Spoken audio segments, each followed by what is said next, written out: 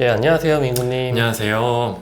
오늘 제가 그 민구님이 활동하시는 카페 있잖아요. 네. 거기서 그 사기 관련 글을 봐가지고, 오. 이거는 셀러분들한테 꼭 공유를 해야겠다 해가지고 글 작성자분한테도 제가 허락을 구했거든요. 이거는 셀러분들이 당하시면 안 되잖아요. 그래서 정보 공유 차원에서 제가 좀 몇 가지 사례를 가져왔습니다.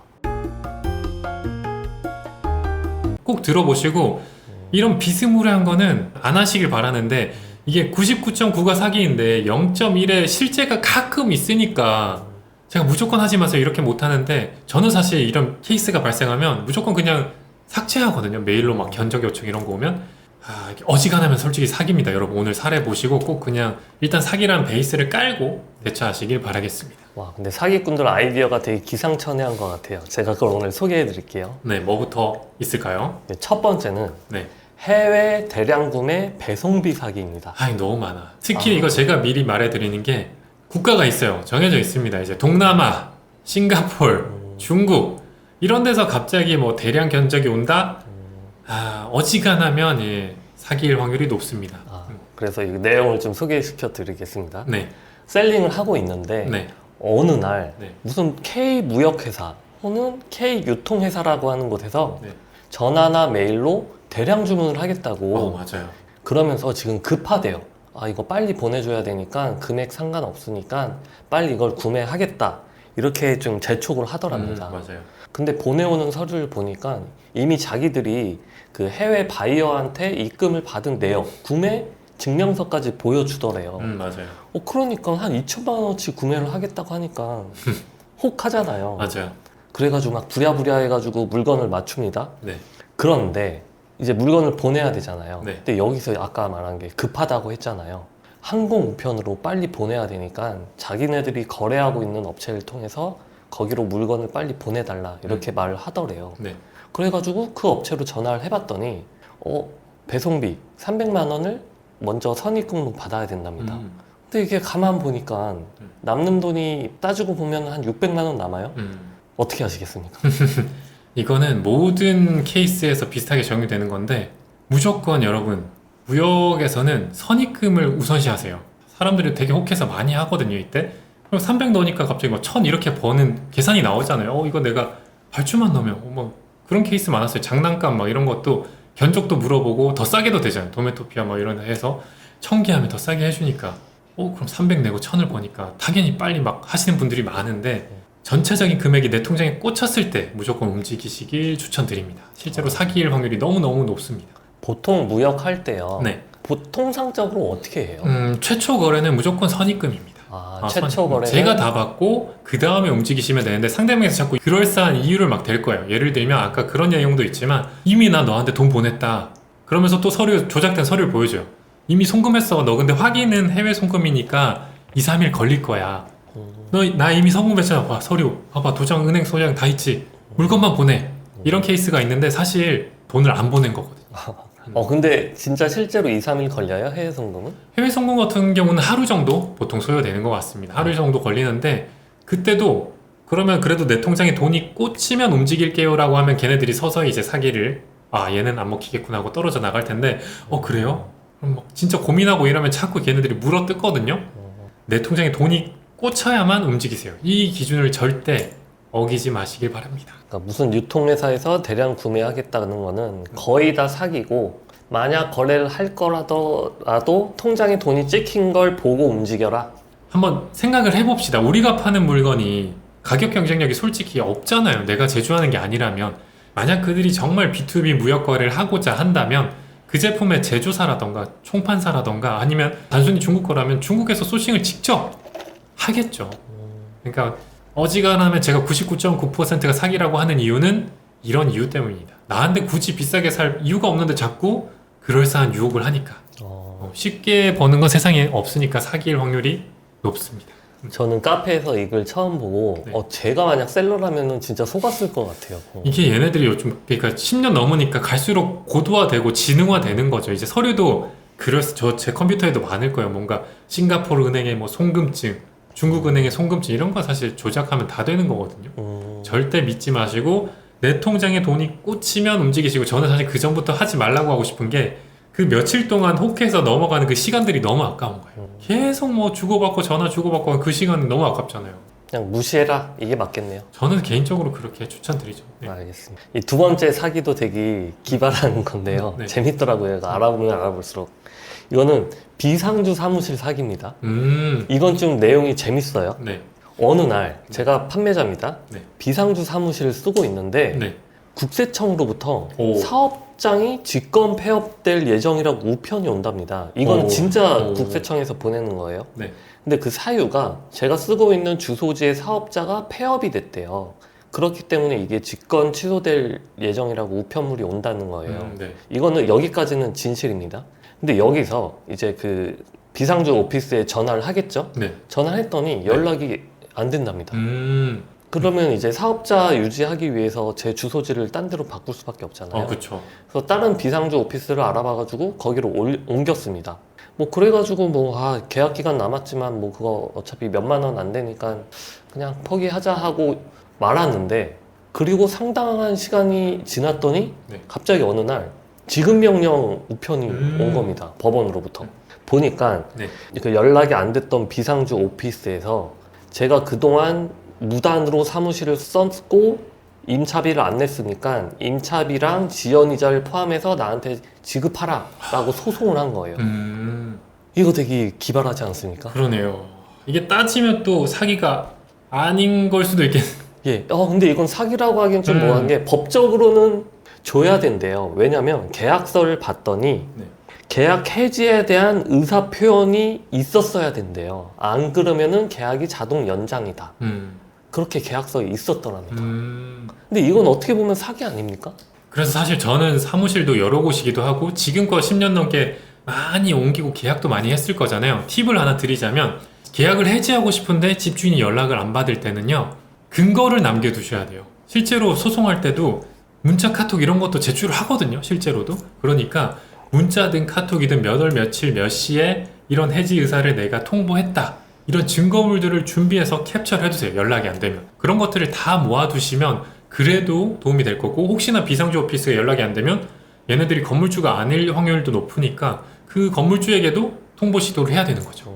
그렇게 준비를 하시는 게 중요하고, 이런 것 때문에 사실 제가 비상주 사무실을 예전에 한번 추천한 적이 있다가 없앴고, 최근에는 진짜 믿을 만한 곳만 추천을 하고 있거든요. 바로 밸런스 스페이스를 추천하고 예. 있습니다. 다른 곳들은 안 하고 있고, 밸런스 스페이스를 제가 추천하고 있는 이유는 다양한데 아까 그게 제일 커요.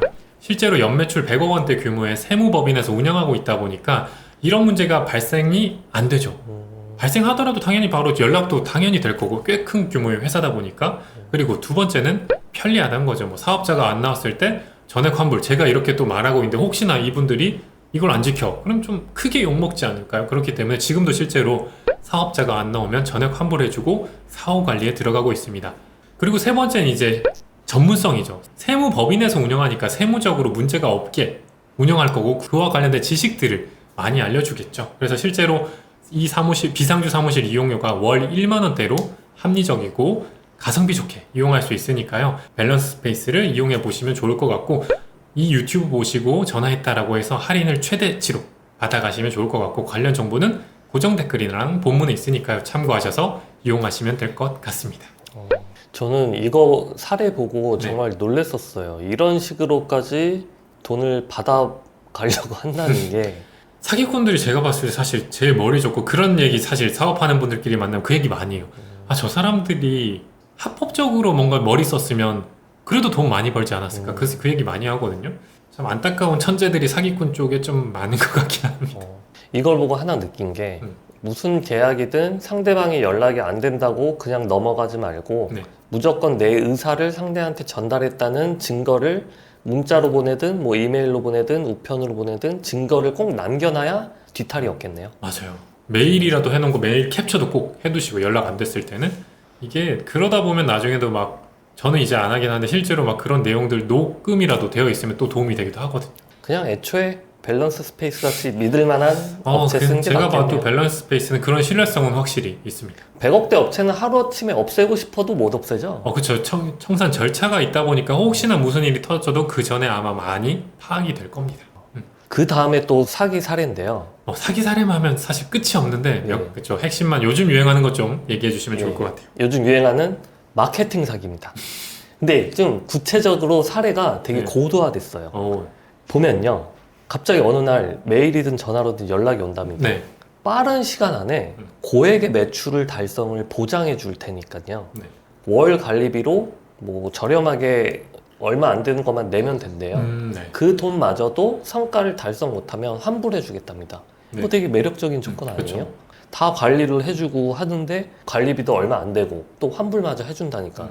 그러면서 장기 계약을 유도를 한답니다. 뭐 1년, 2년. 그래서 저 같으면 혹해서 계약을 했어요. 근데 문제가 이제 달성이 안 됐잖아요. 네. 그래가지고 근데 월 얼마 안 되긴 하지만 이것도 아까워서 해지를 요구하려고 했더니 이때 이제 본색이 드러나는 거예요. 해지를 하려면 100만 원 정도 위약금을 내야 된대요. 계약서에 초기 세팅비, 최적화비, 운영비 등에 초반에 들어갔던 돈은 위약금으로 내야 된다고 명시가 돼 있었다는 거예요. 이렇게까지 사기치는 게 있는데 보통 계약서 다 안 읽어보잖아요. 막 그쵸. 약간 몇 장 막 되게 길고 그런 틈을 노려가지고 이렇게 사기를 치는 것 같습니다. 이것도 10년 전이나 지금이나 진짜 늘 활기하는 것 같아요. 왜냐면 초보셀러가 계속 들어오다 보니까 그 중에 몇 업체만 얻어 걸리면 돈을 벌거든요. 사실 보험 가입해보시면 알겠지만 계약서를 진짜 꼼꼼히 그걸 누가 읽어요. 그러다 보니까 그런 틈이 있어서 그분들 거는 일단은 마음가짐을 바꿔야 되는 게 돈으로 뚝딱 되는 거 제가 늘 말하죠. 없다. 그 마인드로 가셔야 좋을 것 같습니다. 이런 피해를 안 당하려면은 누가 돈 벌게 해주겠다 하는 연락은 무조건 그냥 끊어라. 그렇죠. 만약에 뭐 이렇게 뚝딱해서 일이 보장하겠다 하면 사실 자기 제품 해야 되는 거죠. 근데 결국 사기 치려고 그런 얘기를 하는 거다라고 생각을 합니다. 이거는 처음 그 셀링 사이트에 가입하면은 그 통신 판매업인가요? 네. 그걸 등록하면 그게 이렇게 공시가 되나 봐요. 네. 근데 그 업체에서 그런 걸 크롤링 해가지고 다 전화를 돌린다고 맞아요. 들었거든요. 사업자 등록하면 바로 막 네이버 인척도 많이 오죠. 그런 거 절대 네이버에서 먼저 전화하지 않으니까 절대 믿지 마세요. 무조건 돈 1원도 주지 말고 계약은 무조건 하지 말아라. 네. 이런 건 이 세상에 없다. 마켓에서 직접 전화 오는 것은 지금은 쿠팡밖에 없습니다. 쿠팡은 실제로 가입하면 담당자 배정이 돼서 핸드폰 번호로 연락이 오거든요. 그건 진짜 쿠팡 직원이 맞긴 합니다. 근데 이것도 사설업체랑 별반 다를 게 없는 게 네. 뭐 알려주는 척하면서 기승전 광고하라 이거래요. 맞아요. 이거 잘못 사장님 이렇게 올리시면 안 되는데 이거 지금 SEO에 안 맞고요. 이렇게 고치셔야 돼요. 라고 합니다. 그러면서 결국에는 맞아요. 돈 주고 광고해라. 네. 이 쿠팡 놈들 하여튼. 마지막 사기 유형은 얼마 전에 기사도 뜬 따끈따끈한 사기 유형인데요. 네. 이 삼자 사기라 내용이 약간 좀 복잡합니다. 진짜 사기꾼들 머리 좋아. 예, 이걸 생각하는 머리면 돈 딴 거에도 잘 그러니까. 벌 것 같은데 그럼 설명을 드릴게요. 네. 1단계로 사기꾼은 쿠팡에서 로켓 배송이 아닌 상품을 긁어다가 알리에 저렴하게 등록을 합니다. 벌써 포인트를 잡은 것 같아. 로켓이 아닌 제품 이게 진짜 포인트인 것 같습니다. 맞아요. 이게 1단계예요. 그러면은 저렴하게 알리에 등록이 됐으니까 네. 일반 구매자들은 그걸 많이 살 거 아니에요. 네. 그러면 구매가 이루어졌어요. 어떤 사람이 주문을 거기다 딱 넣습니다. 그러면은 사기꾼한테는 이제 그 주문이 들어온 거잖아요. 네. 그러면 이 사기꾼은 주문이 들어오는 정보 그 배송지를 토대로 그 도매몰에 주문을 넣듯이 쿠팡에다가 주문을 넣고 그 배송지 수령지를 그 알리에서 주문받은 그 사람 배송지로 이렇게 주문을 넣는 거예요. 맞아요. 이게 뭐 드랍시핑이고 실제로 위탁 판매도 이렇게 하는 분들 많았죠. 쿠팡 초기에. 예. 여기까지는 다들 이해되셨죠? 네. 그러면은 이제 배송이 될 거 아니에요? 아직까지는 사기가 아닙니다. 네, 아직까지는 아니죠. 이제 배송이 그 사람한테는 갔습니다. 그쵸. 받았죠. 물건 받았죠. 쿠팡에서 보낸 걸 받으신 거죠. 예. 근데 이 사람은 구매자한테는 지금 피해가 없는 거네요. 그렇죠. 구매자는 본인이 주문한 물건을 받은 거죠. 예. 다만 알리에서 주문했는데 물건이 쿠팡에서 온 것뿐이죠. 그렇죠. 이건 뭐 신경 안 쓸 것 같아요. 심지어 근데 이제 로켓이 아닌 제품이니까 쿠팡에서 온지도 모를 거예요. 네. 그렇겠네요. 네. 여기서 이제 문제가 발생하는데요. 사기꾼은 이제 정상적으로 물건이 배송이 됐으니까 알리로부터 정산을 받을 거 아니에요. 그렇죠. 정산을 받은 다음에 쿠팡에다가는 가짜 송장 번호로 반품 신청을 한답니다.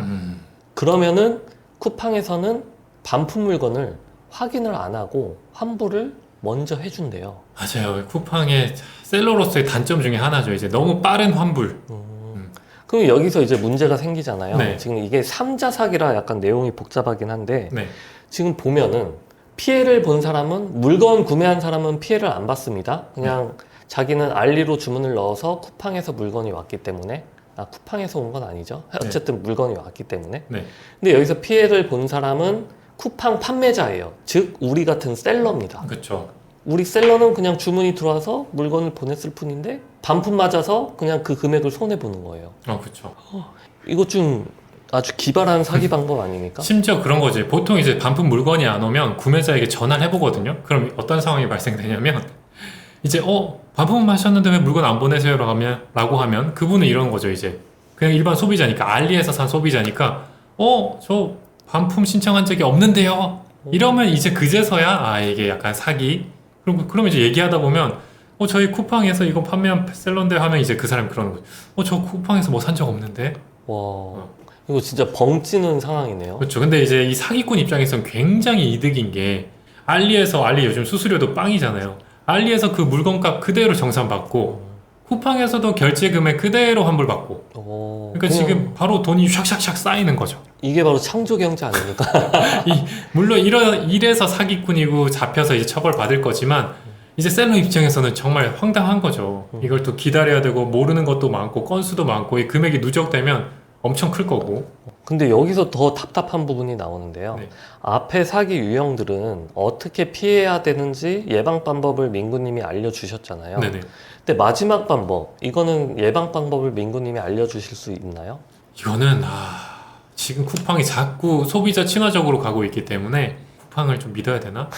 이건 방법이 없는 거죠. 현재로서는 쿠팡이 개선을 하지 않는 이상은. 지금도 물론 이제 쿠팡에서 블랙리스트라고 해서 소비자건 뭐 셀러건 이렇게 악성 소비자들은 분명히 제재를 주고 있지만 우리가 원하는 수준으로 100%막 이렇게 안 되긴 하죠. 이걸 지금 100% 막는 건 솔직히 안 되고 있다. 이게 얼마나 문제가 커지고 있는지 기사로도 났더라고요. 네. 근데 쿠팡에서는 아직 대책을 내놓지 않다고 하는데 이제 기사로도 났으니까 그 쿠팡에서 대책을 마련해 주지 않을까 이런 생각이 듭니다. 그렇죠. 정말 황당한 거 많아요. 쿠팡 사실 송장 찍어도 막 바로 취소 요청했으면 해줘야 된다 뭐 이런 것도 있고 셀러 친화적이진 않죠. 그러면서 너네가 그렇게 불만이야? 그러면 이제 로켓해 약간 이런 마인드인데 뭐 로켓을 해야 되나? 또 쿠팡에서 저희 같은 3자 셀러 결국 아마존을 봐도 아마존도 지금 서드파티 셀러라고 해요. 아마존에 물건 안 넣은 셀러들이 비율이 적지 않아요. 계속 많고 그렇게 쿠팡도 될 거니까 우리 같은 셀러들의 마음도 좀 헤아려 줘야 되지 않나 라는 생각을 합니다. 대신에 여러분들은 이 사기들 그러니까 쉽게 뭔가 큰돈 되겠다 이러면 일단 의심부터 하시고요. 사기는 진짜 셀링 당하면서 당하지 말아야 될 것 중에 하나니까 절대 당하지 마시고 셀링 쫙쫙 성장하시길 바라겠습니다. 민구님은 근데 사업 오래 하셨잖아요. 네. 근데 나는 절대 사기 한 번도 안 당할 거야 이거 가능해요? 아니면은 사업하는 동안은 한 번 이상은 무조건 당할 수밖에 없다 이래요? 현실은? 이커머스가 아니더라도 사업하면서 사기는 꼭 한번 당하는 것 같고요. 경찰서도 제가 얼마 전에 토스 대표님 강의를 유튜브에서 봤는데 저는 깜짝 놀랐어요. 이커머스도 아닌데도 저렇구나. 그분께서 초반에 하는 게 뭐 사업을 하면 이렇게 안 좋다라는 거였거든요. 뭐 가족과 시간도 못 보내고 그분이 게다가 스펙도 좋으시잖아요. 근데 이런 단점들 중에 그런 것도 있었어요. 의도치 않게 경찰서를 가게 되고 고발을 당하게 되고 이런 게 있어서 똑같네. 이커머스건 뭐 저런 테크 업체건 똑같구나라는 게 느껴져서 불가피하게 의도치 않게 꼭 한 번씩 당하면서 배우는 것 같아요. 이게 나는 안 당해야지 하는데 그들이 너무 머리가 좋고 사람 심리를 파고들기 때문에 안 되더라고요. 마음가짐은 나는 절대 안 당해 이러면 더 위험하겠네요. 그냥 당할 수도 있겠으니 조심해야겠다 이렇게 마음가짐을 항상 가져야겠네요. 그렇다고 또 모두를 의심하면 또 이게 사업이 또 안 돼요. 이게 결국 사람이 있어야 사업이 되고 사람한테 당하는 게 사기다 보니까 그래도 늘 이렇게 유명한 사기 케이스들은 미리 알아두시면 예방은 할 수 있다. 그러니까 예방한다는 건 좀 신종 사기가 나왔을 때 위험할 수 있지만 내가 될 확률이 그래도 좀 낮잖아요. 이미 퍼진 거에 또 당하면 그건 말이 안 되는 거니까 이미 이렇게 퍼진 사례에는 당하지 말아야겠죠. 요걸 꼭 캐치하셔서 당하지 않고 쭉쭉 성장하시길 바라겠습니다. 감사합니다.